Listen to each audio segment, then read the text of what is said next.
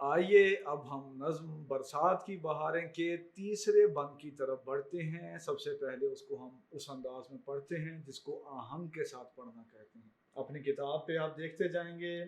हर जा बिछा रहा है सब ज़ाहरे बिछोने, कुदरत के बिछ रहे हैं हर जा हरे बिछोने, जंगलों में हो रहे हैं पैदा हरे बिछोने, बिछवा दिए हैं हक ने क्या क्या हरे बिछोने, क्या क्या मची हैं यारो बरसात की बहारें। तो सबसे पहले आप क्या करेंगे भाई, हवाले मतन में लिख देंगे नज़म का नाम बरसात की बहारें, शायर का नाम लिख देंगे नज़ीर अकबर आबादी, और पहली लाइन को उस तरह रिपीट कर देंगे कि इस नज़म में शायर ने बरसात के मौसम की खूबसूरत अंदाज में अक्कासी की है। इसके आगे आप लिखेंगे कि वो कहता है कि बरसात की रुत ने सारा मंजर ही तब्दील कर दिया है, ऐसा लग रहा है कि ज़मीन पर हर तरफ सब्ज रंग का कालीन बिछ गया हो।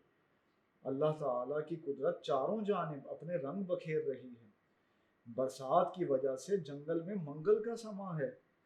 शायर के मुताबिक ये अल्लाह ताला की मेहरबानी है कि उसने बरसात का मौसम पैदा किया। इस बरसात के मौसम की वजह से क्या हुआ है कि ज़मीन अपने रहने वालों के लिए खुशनुमा हो गई है, आरामदेह हो गई है, दीदा ज़ेब हो गई है, यानी आँखों को तरह तरह के ऐसे मनाजिर देखने में मिल रहे हैं, देखने में आ रहे हैं कि जिनको देखकर आंखों को ठंडक मिलती है, तरावत मिलती है।